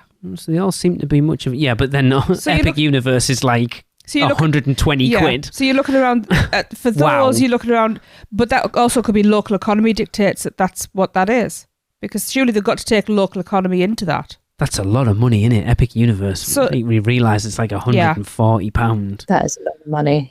On average, Americans earn much more, and much more income means much more disposable income. Yeah, So to put it into perspective, a Flamingo Land ticket in the main season's £46. yeah. So on average, you're looking around £50 a ticket. Yeah. I expect it initially probably to be a little more expensive. I hope they don't do anything like dynamic pricing, like it's more on a weekend or anything like that. So you start to think, don't you, that there's like pass holder previews. Well, no, they won't have pass holder. They'll do No, some but sort of there'll be- previews one. That'll be interesting. Be there day one, Lee. That'd be nice, wouldn't it? Can you imagine us all four of us there being there day We will one be. of previews? We We will have to be. be. We will We have be. to be. I mean, it's there'll be Just block out your calendar from sort of like February until May 2031. all of it, all of 2031. I mean, it's like, what's what, a 3.5 hour drive for us? You know, if only we could shorten that and go and stay with friends who are only an hour and a half away. I mean, yeah. You know? Yeah, we've got friends very close to it. Well, Tracy's got friends very I'm close sure to I it. can make don't friends know even them. closer that would be able to put 4 of us up. What's the place called? Kempston Hardwick. That sounds right. How long would it take us to drive there if we left right now? I'm just looking up to see how far it is now for us. It's about 3.5 hours. I've already looked it up. Just like in the last 10 minutes. 3 hours and 23 minutes. There you go. Told you. We are 1 hour and 58 minutes. Oh, f*** you. I don't know. Is that all? Yeah, well, that is, 11 p.m. on a Saturday night traffic. Oh, yeah, but how many True. miles, how many miles, Guy? 115. Yeah, we double that. But we do a large slog on the M25, so, How far is it from London? London, It's London. so it's what 205 miles for us.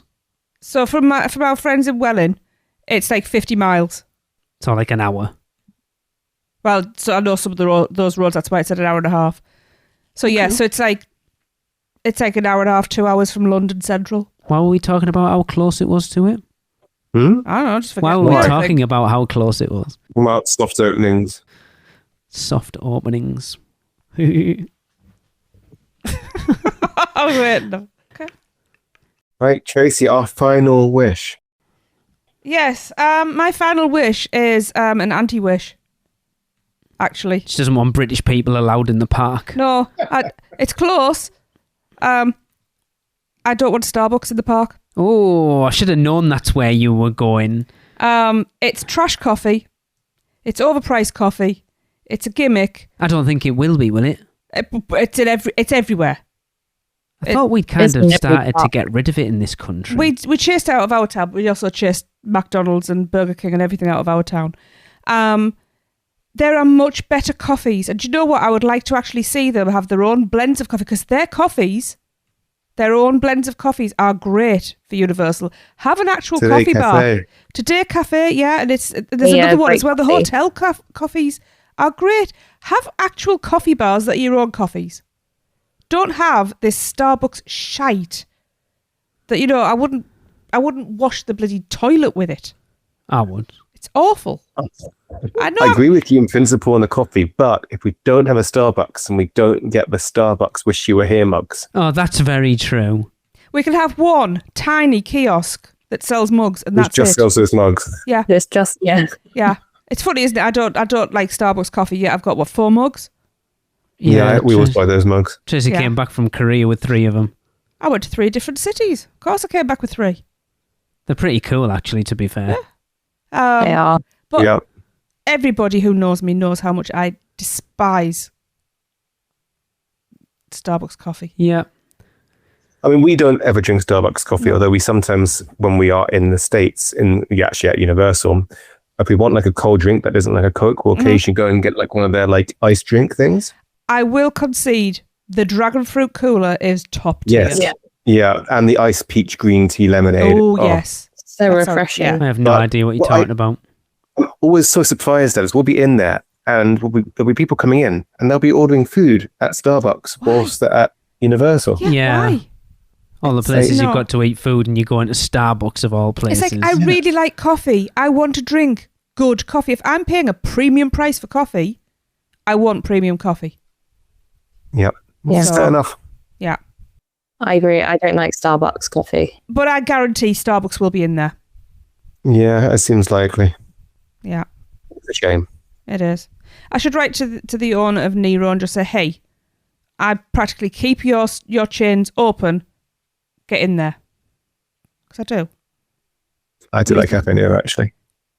I used to get a... Other than crack. There's a decent coffee, actually. It is. I used to fill a voucher card about every 2 weeks, if not less. That's how often I was Wow. in there. And Wow. there's 3 branches I can walk into and they will just hand me coffee. So, I know I was in there today and it's It's like a they had no little idea. Are you together? And you're like, yes. yeah, they don't know who he is. So no Starbucks No coffee. Starbucks, but we need coffee. Yeah. Yeah.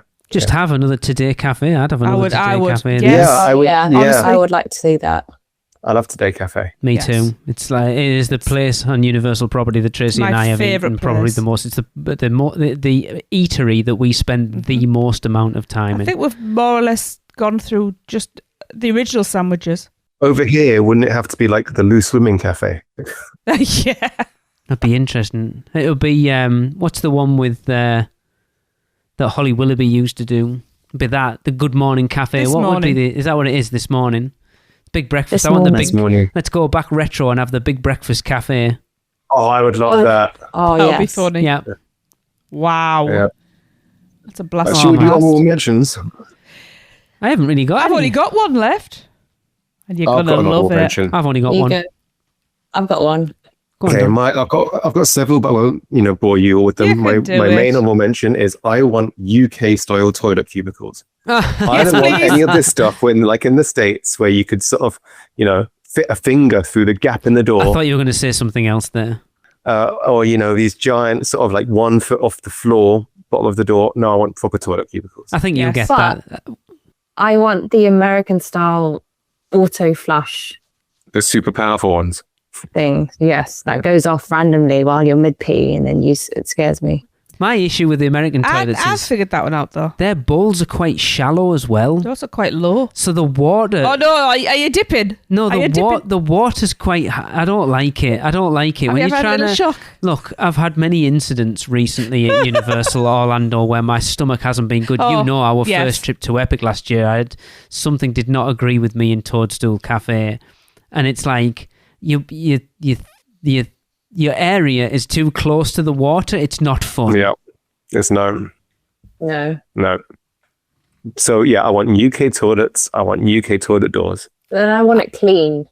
Yes. There are. Oh, that is one Yeah. thing. UK theme parks. UK actually public areas in general in England tend to have the most disgusting Yep. public toilets. Like a few years back when we went to Phantasialand, Germany, we were in Cologne. Cologne for a few days because we thought we should go and look at the cathedral, so it wasn't just a theme Beautiful, park yes. trip, And we ended up there was this giant wine festival we stumbled Food in. and Oh, wine wow. festival. Yeah, giant. There were like thousands of people getting absolutely wrecked. Like bars everywhere, and there were public toilets, and And Oh no, my these God. weren't just toilets. They were like cubicles. they're like trailers. trailers, like you get in And we thought this is going to be awful. Oh, I can you know? over here. It would be. Exactly. We had to use them. They were spotless. I had to pay Oh. 50 cents. Yeah, we had to pay 50 cents each to use them, but they were spotless. Well, So it's people just- cleaning yeah, well, them. that's it because Right none of after the, everyone uses it. yeah, because Yeah, none of the what's over riffraff here? are paying 50 cents to go in. That's why they're clean. I know, but still, in Euston Station, you pay 20p to use the toilet in And it's there, and disgusting. it is foul. Yeah. Foul. Mm. So we are really bad in this country at having anywhere close to decent public toilets. So Yes, I'd I appreciate agree. Public clean toilets with auto flush. Yes. and proper toilet doors. And Yeah. toilet paper that Yeah. never runs out. Oh, the American Yeah. toilet paper is terrible. I don't want it to be that it's so the American toilet paper in the theme parks is the same as the stuff in service stations. So it's like half the width, but it's really thin. Yeah. I hate it. And it's not single ply, it's like 20% of a single ply. Yes. It's like completely see-through. Wow. Yeah. I want I want auto flushing toilets, auto on taps, and auto soap dispensers as well. The And amount do of you times I come And back. do you want your paper towels to be the same? No, I don't like them. I don't like those things where you have to wave your hand for the paper towels to come out because they never work. Oh no, I hate that. Hate that. So yeah. I've thought about this a lot. That's a good one. Yeah, the toilets. Go on. Yeah, it is a good one. So my one was adding on to Lee's Halloween Horror Nights, Mm. but to have other themed events, like a UK version of Mardi Gras Okay. or like seasonal. Or the holidays, The holidays, but probably less Grinch related because Grinch isn't such a thing over here. Oi! Yes. No, it's not. So- I'm No, not no, saying I underst- would prefer it not to be No, the I Grinch. understand what Guy's saying. I'm just Like, saying what would be the the Grinch- equivalent? What British thing could you bring? Fucking Paddington. Not for the holidays. No, they I wouldn't. don't like Do we have like a British thing over here that would be the holidays? That... Father Christmas, Raymond Briggs, Father Oh Christmas. yeah, no. You Oh, could yeah, do. Father Yeah, the Christmas. snowman. Oh my god, actually, Snow. No, I actually think that would work really well, actually. I'm not the biggest fan of it, and it's kind of cringy, but I actually think as an overall aesthetic for a holiday event at a theme park would actually be really nice. Because I was going to go down just Christmas Carol. It's as quintessentially English But as it you're is- going to get. It is British, yeah. Yeah. Yeah, But I'd yeah, do some that. seasonal events would be nice. Yes. What I love about Mardi Gras is it's basically become a food and wine festival. Yes. Mhm. Yeah. And I love that. So But any excuse to food booths, I'm on board with. But Yeah. Orlando's the only park that, well, Universal Studios Florida is the only park they do Mardi Gras. Mm. Yeah. In fact, other than Halloween Horror Nights, there's only Hollywood and Orlando that do anything other than Halloween Horror Nights. And Hollywood only does the holidays. I wonder if they will do anything for Easter. Because Easter's big here. Yeah, And anybody that says Yeah. they won't because it's a Christian festival, well, so's Christmas. that's true. Yeah. Hop themed. We've talked about it on UUOP that we're surprised they've never done anything Well, for it Easter just with have to be- hop. Yeah, but over here, you got all the Beatrix Potter stuff. Yeah, You know, Benjamin Bunny and Peter Rabbit and all I of was that going to lot. say Benjamin Button. I was like, I don't know. Yeah, it's very Easter. Yeah, Mm. yeah. Yeah, Oktoberfest, that'd be good. Yeah. I mean, you And could. it's just get Yeah. moving. January Yeah. Fest, February Fest. I was going to say something I won't there. My last one, I just want them to continue the timeline of Epic by continuing to learn as they open new theme parks, and this to be so whatever they've learned from the opening of Epic. So like I said, when Epic opened, it was the amalgamation of 30 years of them producing theme parks, of everything they've learned, they've put into Epic. So I want to see this as like the next step in the evolution of Universal theme parks, of perfecting what they learned from that 30 years before Epic opening to then learning what they opened with Epic and what things they learned from that to then push into this one for it to be that genuine next evolution of Universal theme parks. Which I think it will Yeah, be. I agree. It's more of a guarantee than a wish, but yeah, I want to see it. I just want to see that next. I don't want it to be like a diagonal step. I want it to be an actual step up. Mm-hmm. Yeah. Yeah. I'm sure that's what we'll get. Yeah. Cool. Yeah, I'm so, sure. my little honourable mention. Oh, God. You all can see the face. You have no idea where this is going. It's in the list. It's a Greg's Drop Tower. Why? It's Greg's. It's so British now, isn't it? Oh, my God. Well, hang Will we on. see Greg's in the parks? Probably. The Greg's Cafe? Yeah. Hey, we've got a Greg's. I mean, We've got a Greg's fine dining restaurant in Newcastle. Do you so- guys watch Beard Meets Food? We have this conversation. yeah, Maybe and just his come new, back to his my new thoughts. channel. Did yeah. you watch it? Did you watch the one where we went to Yeah. the Greg's thing in Newcastle? What the hell? Not yet, just Not about yet. years ago, and I want to watch it. Watch it. It's fun. The food's actually pretty good. Overpriced, but then it got me thinking as well. You could actually have like a Greg's coaster, because then you could have like a little spirally bit that was called the sausage roll. Bum, bum, bum, tsh. Oh, wow. Yeah, Wow. Don't laugh. You're just feeding the I think troll. they have to do that I'm now proud you of said that. I know.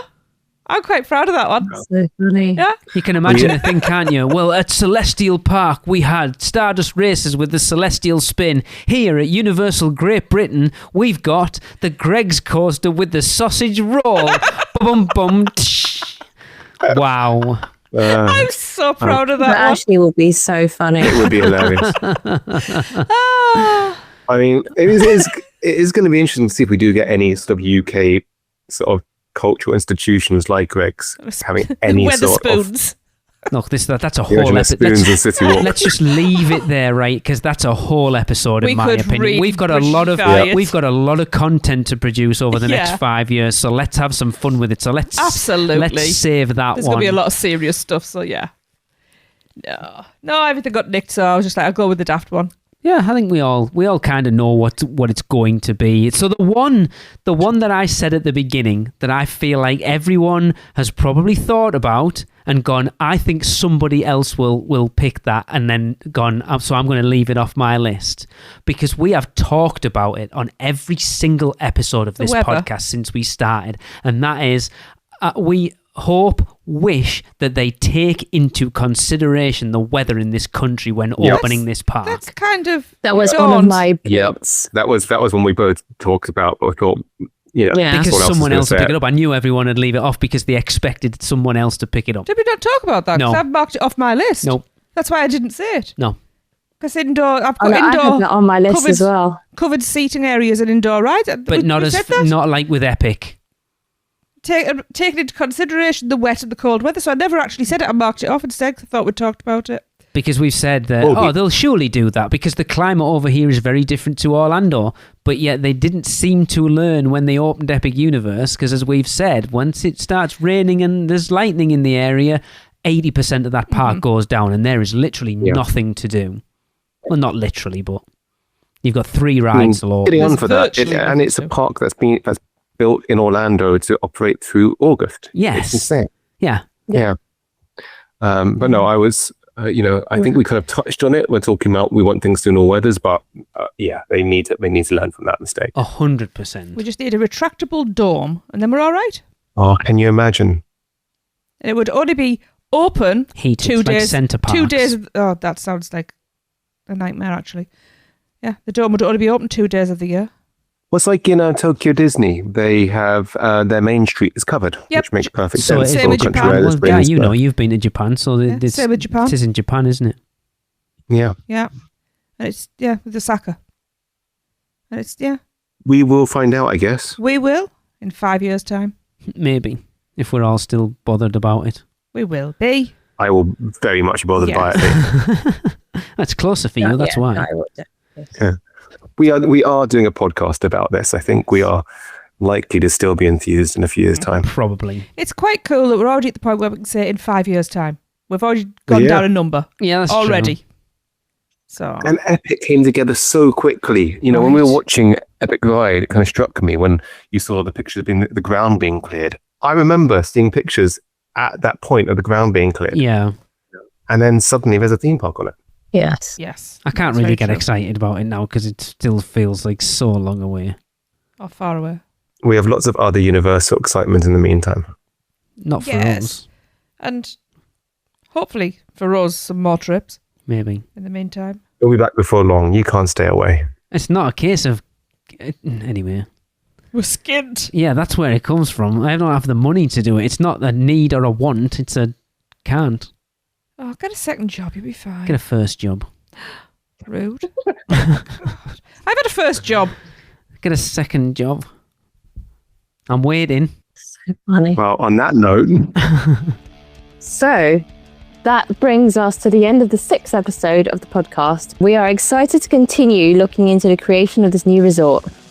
Make sure to like and follow us on Facebook and Instagram. Just search UUGBP and email us at universalgreatbritain@gmail.com. Actually, I'm going to go off the back of that. Seeing as though we've done our 3 wishes for the park, look, let's let the listeners do some content for a while. Ooh. Why don't you guys get in touch with us and give us your 3 wishes for the new park? And maybe our next episode can be the listeners' wishes for the new park. I think that would actually be quite interesting. Yes. It'd be great. Yeah, that would be very interesting. I like that. Yeah, I love getting the listeners involved, and why not? I'm just glad I got my thoughts in about the toilets in first, because I'm sure that'll be a hot topic of conversation. Yeah. And everybody's going to want that Greg's coaster now. Yep. Of course, we've talked about quite a few of them, but make sure to check out all the other podcasts on the UUOP network. Of course, the unofficial Universal Orlando podcast. Rush of Fear, our year-round Halloween Horror Nights podcast. Theme Park Duo for SoCal Theme Park and Fort News, as well as general theme park info. The Taste of Universal, our Universal food and beverage dedicated podcast. The Podkey Passport, our adult-centric Disney podcast. And finally, Big Dumb Stuff, our comedy, pop culture and themed entertainment podcast. Find them on all podcast platforms. We'd also love for you to help shape the conversation, so do get in touch with any topics you'd like to hear covered, or, as Lise mentioned, send your 3 wishes in. But for now, that'll be us signing off. We hope you'll join us next month on the unofficial Universal Great Britain podcast. Laters.